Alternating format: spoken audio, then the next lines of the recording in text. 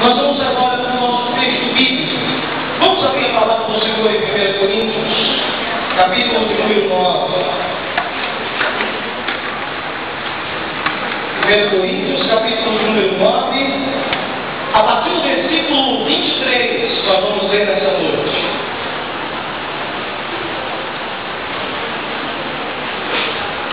1 Coríntios, capítulo 9, a partir do versículo 23, esse é o nosso texto bíblico que vai nos dar a base para nós entendermos uma série de ensinamentos da palavra do Senhor. Diz assim, a partir do versículo 23: tudo faço por causa do Evangelho, a ser também participante dele. Não sabeis vós que os que correm no estádio, todos na verdade correm, mas um só leva o prêmio? Correi de tal maneira que o alcanceis. E todo aquele que luta, de tudo se abstém. Eles o fazem para alcançar uma coroa corruptível, nós, porém, uma incorruptível. Pois eu assim corro, não como uma coisa incerta, assim combato, não como combatendo no ar.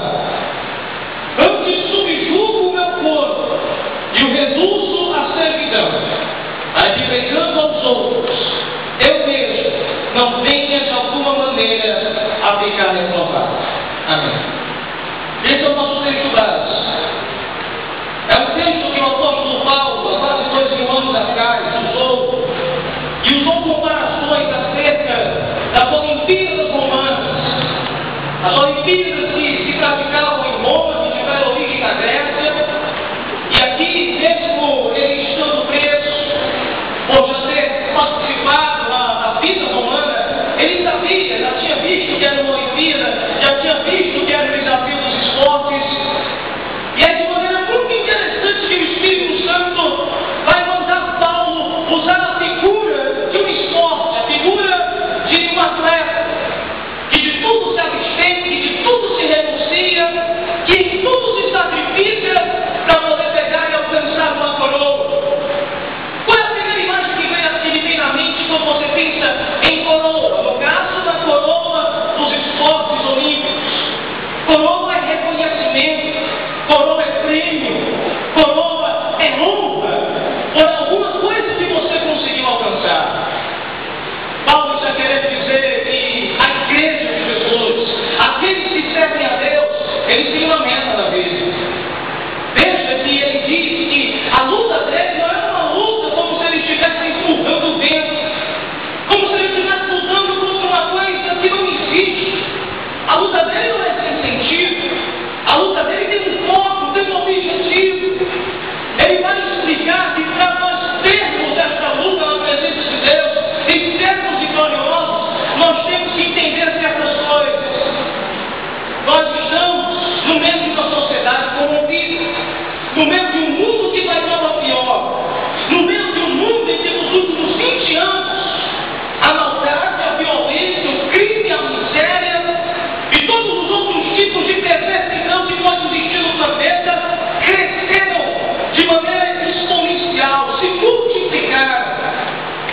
Coisas absurdas que nós nunca pensaríamos que acontecessem, estão acontecendo hoje. Eu lembro de ontem, no programa de domingo, meio-dia, na Rádio Gospel, eu ouvi no programa do pastor amigo meu, o pastor Alexandre.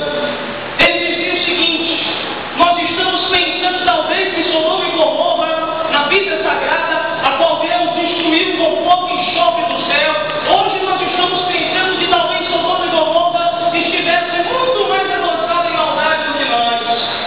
E na verdade não.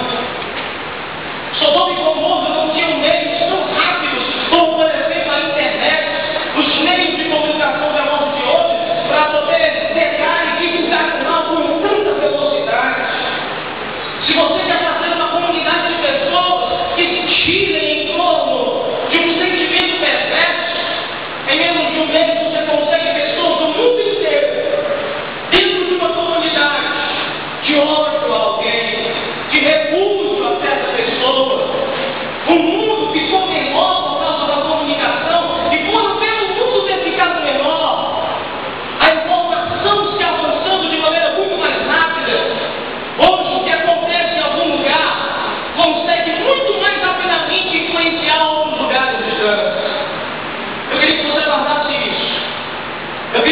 guardasse a verdade dos dias de hoje. Presta atenção.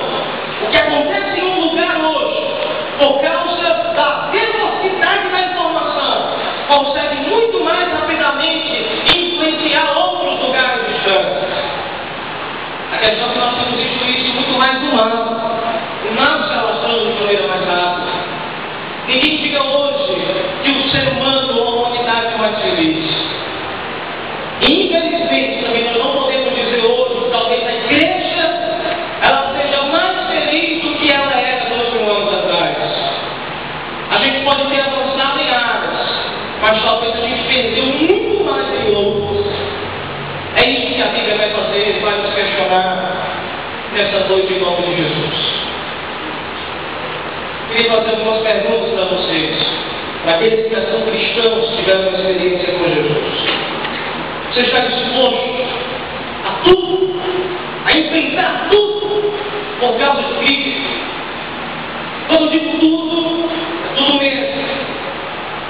Nós não estamos falando de filmes de Hollywood, mas nós estamos falando, por exemplo, do Egito, no ano de 2007, quando um pastor evangélico do Egito, por permanecer pregando o evangelho no bairro onde ele morava, um taxista muçulmano vê ele atravessando a rua, vê o pastor egípcio atravessando a rua, e o taxista muçulmano acelera com toda a velocidade e atropela intencionalmente, com a intenção de matar aquele pastor.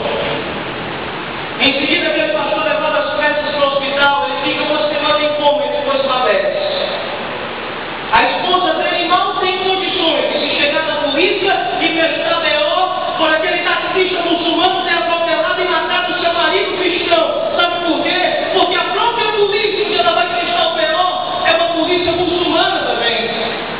E a polícia odeia os cristãos. Os muçulmanos odeiam os cristãos. Você imagina como é que uma esposa dessa chega em casa e pensa acerca da sua fé em Deus? Como você se sentiria? Será que você continuaria a seguir Cristo? A Bíblia diz que o amor tudo crê, tudo suporta, tudo espera. A Bíblia fala que nós devemos orar a Deus de todo o nosso coração, de toda a nossa alma e de todo o nosso entendimento. Se você verdadeiramente ama a Deus, prepare-se. Porque se você ama o Senhor, você vai ter que estar disposto a seguir tudo, vai ter que estar disposto a passar por tudo, por amor a Deus. A outra pergunta é: a grande batalha do universo só há espaço para um vencedor. Você é esse vencedor?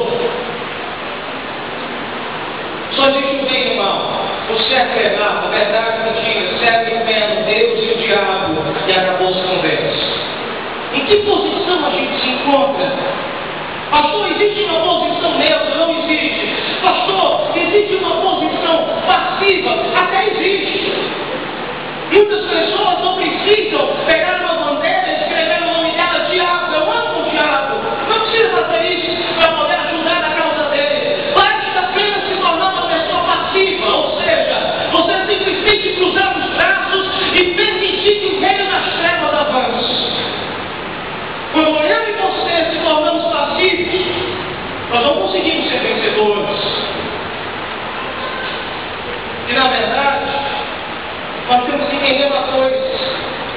Tenho certeza do que nós estamos lutando, pelo que nós estamos lutando, pelo que nós estamos lutando como igreja. Ou nós somos mais um clube social, como a igreja está se tornando lá nos Estados Unidos. A igreja dos Estados Unidos, para vocês terem uma ideia, eles precisam ter dentro da igreja um mini supermercado, porque para os crentes terem disposição de ir às igrejas lá, eles têm que arranjar uma desculpa. E as igrejas estão criando isso, um mini supermercado aqui dentro do pátio da igreja, para pelo menos eles têm desculpa de comprar alguma coisa para a alimentação deles, eles acabam ficando com um culto.